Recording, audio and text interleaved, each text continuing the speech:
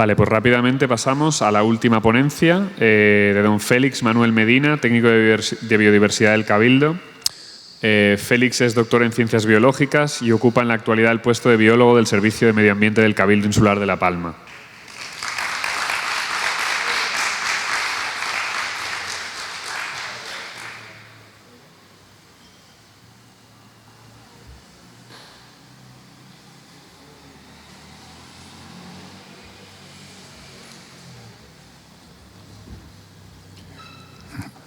Buenas tardes a todos. Bebo agua porque me han dicho que tengo que ir a toda leche porque ya se está haciendo tarde y la gente tiene ganas de comer.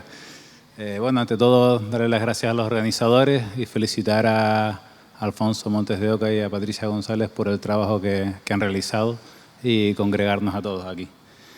A mí me pasa como a Paco Prieto, yo no soy especialista en temas de cambio climático, sé algo de biodiversidad. Y para hacer eso he tenido que intentar aprender a pasar las diapositivas. ¿Para dónde? Ah, vale. Y cogí la nueva La Luz de hoy y me puse a hacer algunas búsquedas. Por ejemplo, el Climate Change, a ver de qué iba. Y aparecían pues más de 800 millones de entradas. Digo, yo creo que esto no me va a dar tiempo a leerlo. Voy a buscarlo en castellano a ver qué pasa. Pues tampoco mejoró mucho, 100 y pico millones. Mira, yo creo que esto no puede ser. Vamos a buscar en Google Académico, que suele ser más restrictivo, con estudios ya publicados, y vamos a buscarlo otra vez, venga, en inglés. 2,5 millones. ¡Ay! Se acerca, igual termino de leérmelo todo. Vamos a ver que lo que voy a hablar yo es de cambio climático y biodiversidad, y me aparece pues casi 2 millones. Digo, bueno, dejo de hacer algunos informes en el servicio, seguro que me salen todos, sin problema ninguno. Total que decidí coger 4 o 5 publicaciones, coger las generalidades, vamos a contar generalidades y cómo esas cuestiones se pueden aplicar a La Palma. Y la verdad es que también se lo tengo que agradecer porque he aprendido mucho en cuestiones de cambio climático que no sabía. Por ejemplo, si bien se saben muchas cosas de los gases y de los posibles efectos invernaderos y efectos en el clima desde finales del siglo XIX, es a partir de los años 70 del siglo pasado cuando estos dos señores ya relacionan perfectamente todo lo que es el aumento del CO2 en la atmósfera, el aumento de la temperatura y el cambio climático. Y unas décadas después aparece pues el panel intergubernamental de cambio climático en el año 1988 y a partir de aquí empiezan a aparecer los informes de cambio climático desde el año 90 que apareció el primero hasta no sabemos cuándo, sabemos que hay algunas complejidades con el último informe de este panel de expertos y están en discusión y hay alguna problemática. Pero lo que me llamó la atención sobre todo es que ya hace 50 años que se saben que este problema están dando. Desde el año 1990, hace 32 años, ya se están proponiendo actuaciones y me da la sensación de que no es que estemos igual que hace 50 años. Me da que vamos a peor si estas cosas y si los responsables políticos que tienen que tomar las decisiones no se ponen a ello, porque está claro que desde el punto de vista científico y técnico están claras las medidas que hay que tomar. Y lo que voy a intentar es trasladar esos efectos posibles del cambio climático a lo que sería la isla de La Palma. Básicamente son el aumento de la temperatura, tanto de la superficie terrestre como marina, cambios en los patrones espaciales de las precipitaciones y temporales también, elevación del nivel del mar, acidificación del mar y aumento de la frecuencia e intensidad de fenómenos pues, como el Niño, y que muchos de ellos van a estar relacionados como vamos a ver. Está claro, el aumento, por ejemplo, la elevación del nivel del mar está relacionado con el aumento de la temperatura del mar por las cuestiones físicas de estos sistemas, ¿no? ¿Y por qué islas? Porque las islas, a pesar de suponer solo el 5% del territorio del mundo, ahora comento cosas, posee el 20% de las especies. Es decir, que en el 5% del territorio mundial tenemos el 20% de las especies. Y aproximadamente un 20% de ellas son endémicas, si no más. Y hay en el mundo unas 460.000 islas, que es una auténtica barbaridad. Hace 10 años, cuando hice mis primeros trabajos sobre impacto de los gatos, el número de islas conocidas eran de 180.000. No sé cómo en 10 años han descubierto esas 300 y pico mil más, pero ahí está. Y además las islas suponen un punto caliente de biodiversidad y es un sitio en el que se han producido la mayor parte de las extinciones a nivel mundial. El 75% de las extinciones que han tenido lugar históricamente en el mundo, en el planeta, han tenido lugares en islas. Y por ejemplo, no sé si esto es punto o no punto. Por ejemplo, en el caso de las aves, el 95% de las extinciones a nivel mundial han tenido lugar en islas. Y La Palma no es una excepción a esos niveles. Tiene una biodiversidad muy importante, muy interesante, más de 6.800 especies, el 20% de ellas son endémicas a nivel de Canarias, es decir, que solo están en Canarias, y el 5%, algo más de, o algo menos de 330 especies, son endemismos locales, es decir, que solo se encuentran en la isla de La Palma y en ningún otro lugar del mundo. ¿Y cuáles son los principales factores de pérdida de biodiversidad a nivel mundial? Pues los que tienen aquí. También algunos están muy relacionados. No son todos los que están, ni están todos los que son, pero estamos hablando siempre de contaminación del agua, de los suelos, del aire, desvío del agua, el mal uso que se estaba comentando antes, del mal uso y abuso del recurso hídrico, el agotamiento del ozono, la sobreexplotación de recursos naturales, ya sean especies o ecosistemas, cambios en el uso del suelo, y los dos principales en islas, la fragmentación y destrucción del hábitat y sobre todo la introducción de especies exóticas. ¿Vale? Estos efectos o los principales impactos que pueden causar el cambio climático en relación con cambios en las concentraciones de dióxido de carbono, de temperaturas, de precipitaciones, se dan a todos los niveles de la biodiversidad. Y siempre estamos hablando de biodiversidad nativa, por diferenciarlo un poco de los cultivos o de otro tipo de biodiversidad que se suele incluir a toda, ¿no?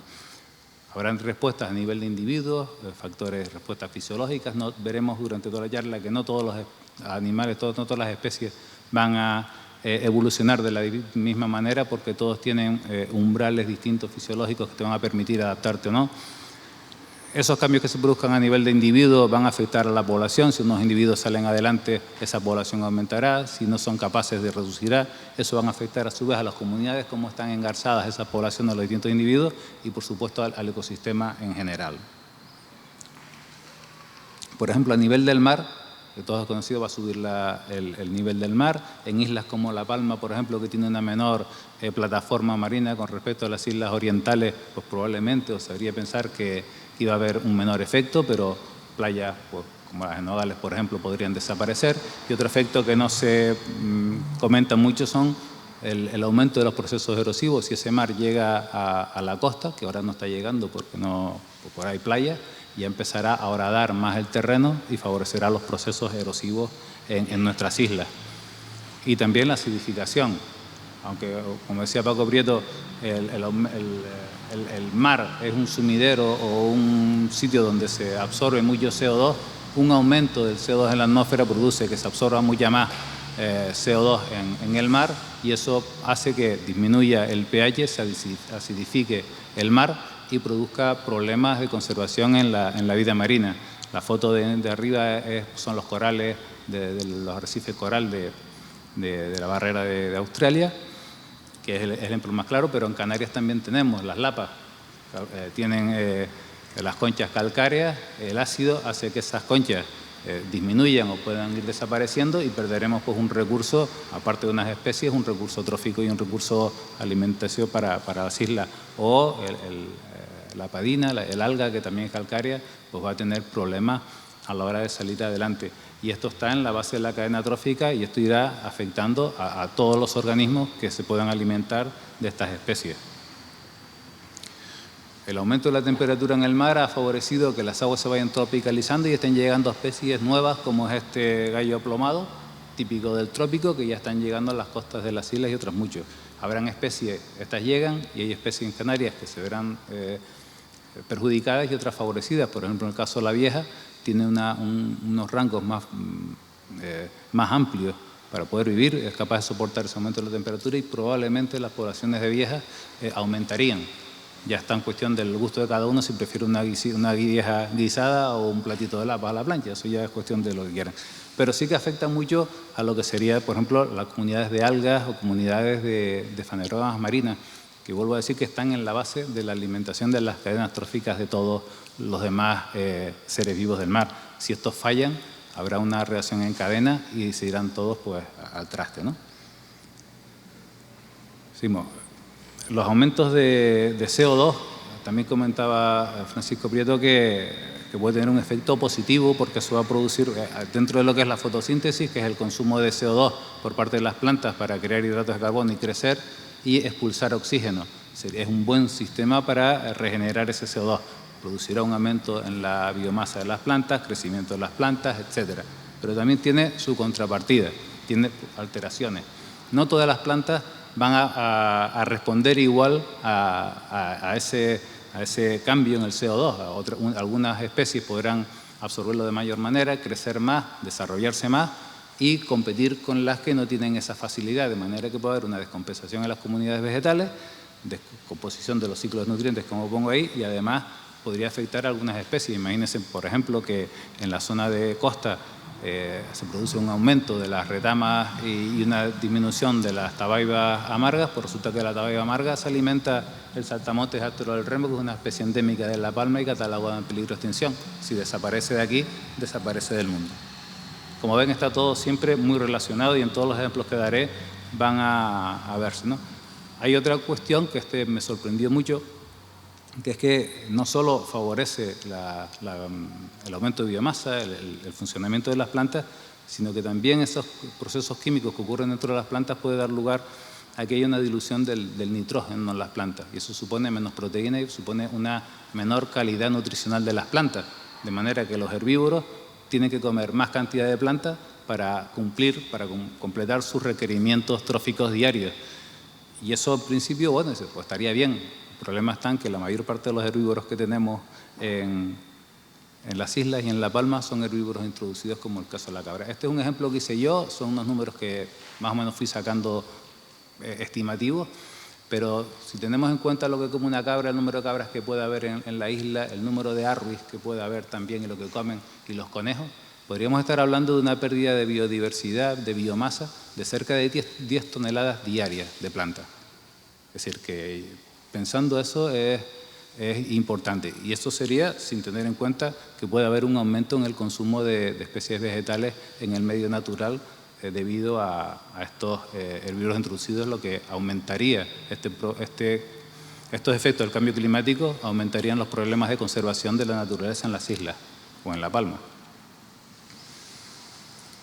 Un ejemplo lo tenemos con dos especies nativas de las islas, la malva risco es endémica de Canarias y el cabezote de Tijarafe, el Quelolophus sventeni, es endémica de Tijarafe, solo se encuentra en Tijarafe, y hay una serie de cabras asilvestradas en un monumento natural, en un paisaje protegido, que está afectando a estas especies. No solo se las come, sino que provoca, como ven en la parte izquierda de la pantalla, si no los tapo yo, cómo produce efectos en el suelo de erosión. Está aumentando la erosión de los terrenos, que no se podrán utilizar para otras cuestiones, y además dificulta que haya regeneración de la vegetación.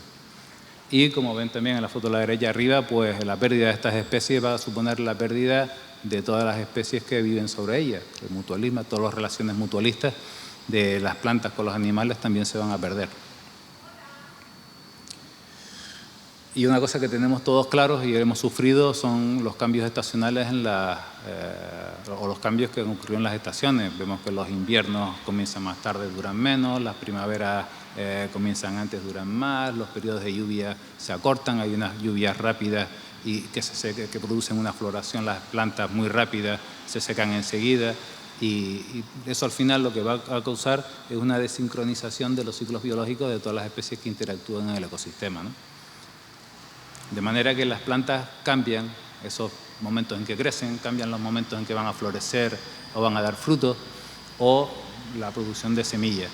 Estas alteraciones en la biología de las plantas van a afectar pues, a muchas otras especies que viven y se alimentan de ellas, como pueden ser pues, los polinizadores, con el papel fundamental que cumplen los insectos, los polinizadores en el mantenimiento de los ecosistemas, e incluso en muchas producciones de agrícolas en La Palma, como la apicultura, por ejemplo, o producen disrupciones en los procesos, en los sistemas mutualistas, por ejemplo, de dispersión de semillas. Si los pájaros, cuando tienen que reproducirse, cuando van a comer, necesitan coger energía, van a buscar los frutos de los que se alimentan y no lo tienen, pues van a causarle problemas graves como son los que tienen aquí, ¿no? Se van a tener que cambiar de distribución, van a tener que cambiar las épocas de muda, a cambiar los momentos de reproducción, el número de puestas porque no tienen capacidad suficiente para sacarlas por adelante, o desplazarse. Les pongo dos ejemplos, uno en Estados Unidos y otro en el Reino Unido, en el que se ven que hay ya datados con estudios científicos en los que las aves han adelantado la puesta hasta 14 días con respecto a las pautas normales de reproducción, ¿no? Como decía, todo va a diferir, las respuestas que den cada una de las especies dependerán de su capacidad. Si no tienen capacidad o tienen alimento, pues tendrán que modificar su descendencia, algunas morirán, otras se tendrán que desplazar y otras llegarán. Ustedes se habrán dado cuenta, pues cómo en los últimos años han ido llegando las tórtolas turcas, desde que empezaron a colonizar Fuerteventura, Lanzarote, Gran Canaria, y ya hace unos cuantos años las tenemos aquí, probablemente debido a temas de cambio climático y aumento de las temperaturas. Total, que todos estos factores al final lo que van a provocar son cambios en las poblaciones, en el espacio y en el tiempo. Y eso afectará, como veremos más adelante, a las comunidades y a los ecosistemas en general. Dos ejemplos más de especies. No es lo mismo un ave, que es capaz de regular su temperatura internamente, que los lagartos, que los reptiles que no tienen esa capacidad, son ectotérmicos y cambian su temperatura en función de la temperatura del medio. Si sube la temperatura, habrá muchas especies que serán incapaces de soportarlo y perecerán o se tendrán que mover, tanto en animales como en plantas.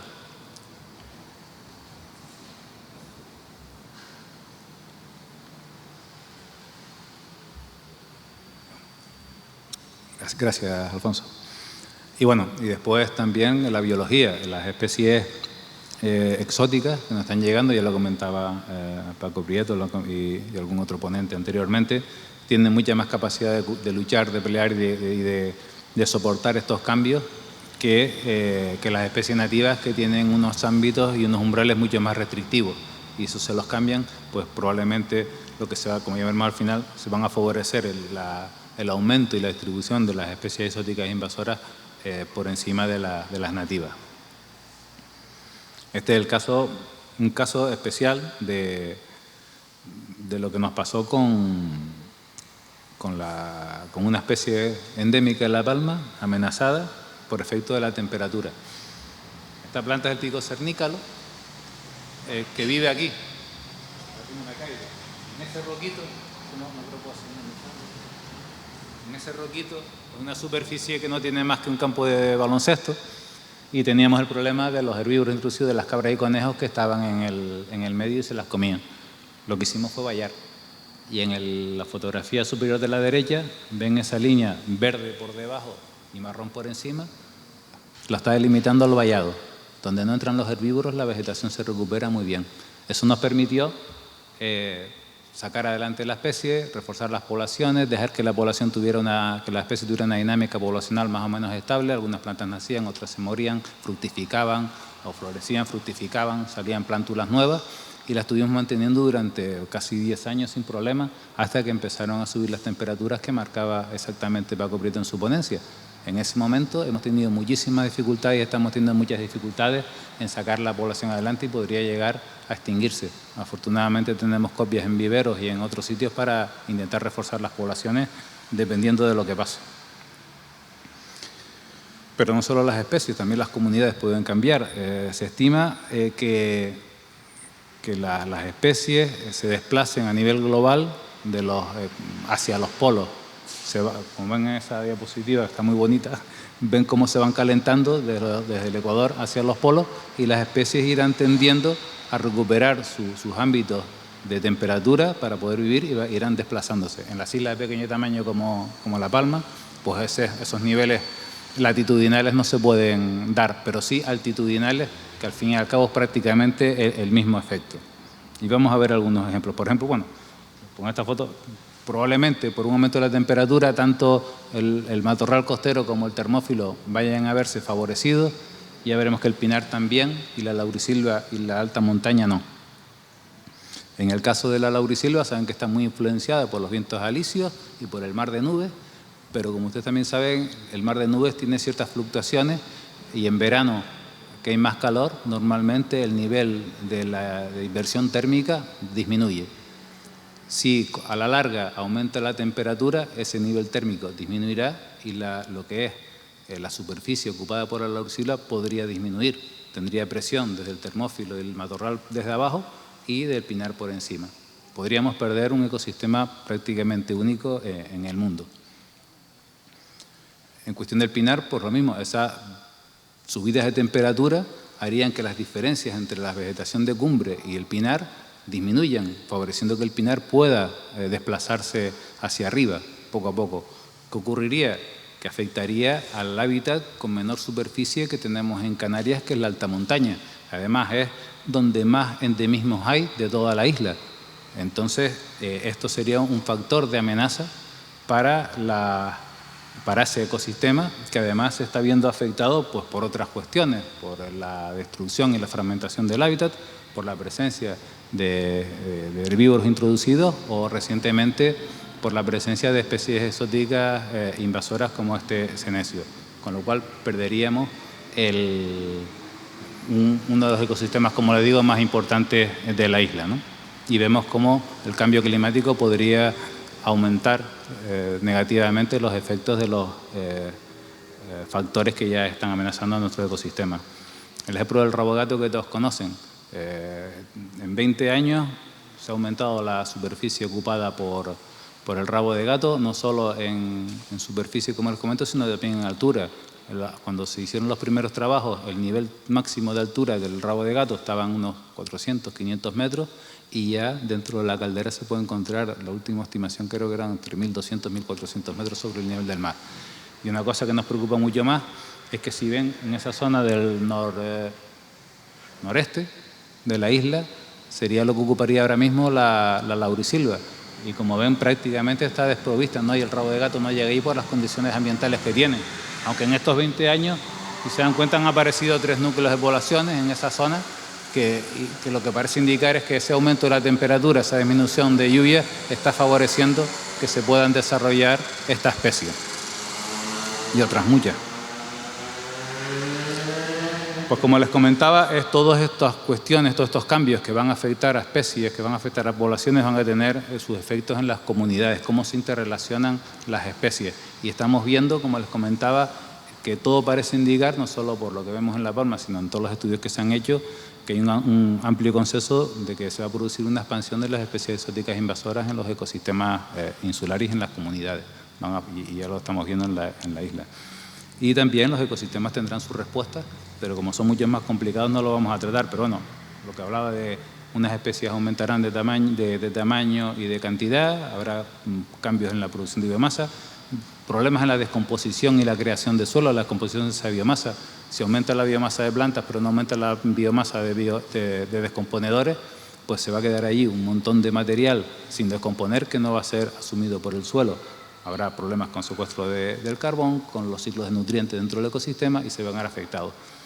Y también podrían llegarse a dar casos de procesos adaptativos que comentaba Paco Prieto antes, e incluso procesos de evolución a largo plazo que son, como comento, mucho más complicados de ver, ¿no? O de explicar.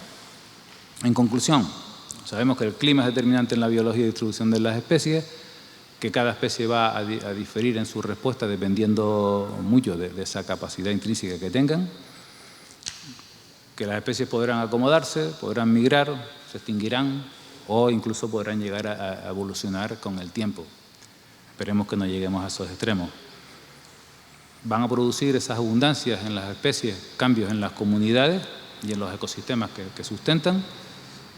Se van a producir un favorecimiento de las especies invasoras con respecto a las nativas, y eso es lo que va a dar lugar a que probablemente las especies nativas se desaparezcan o vayan reduciendo su distribución, algunas puedan extinguirse y desaparecer, y en definitiva todo esto va a tener un impacto en pérdida de los servicios que nos dan los ecosistemas a los humanos, y que creo que Fernando Valladares va a dar en su charla un poco ya más en detalle cuáles son los efectos que la pérdida de biodiversidad va a tener sobre los seres humanos.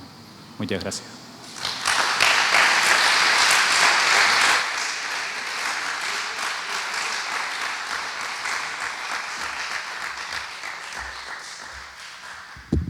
Bueno, pues muy brevemente, daros las gracias a todas las personas asistentes, a las personas que habéis participado en esta primera parte de las jornadas, y recordaros que esta tarde tenemos 3 platos muy interesantes con José Antonio Balbuena, que es consejero de Transición Ecológica, Lucha contra el Cambio Climático y Planificación Territorial del Gobierno de Canarias, que será el primero en participar. Luego tendremos a Ferran Puig Vilar, que es ingeniero y periodista, una referencia absoluta en temas de cambio climático, un divulgador de prestigio como mínimo nacional.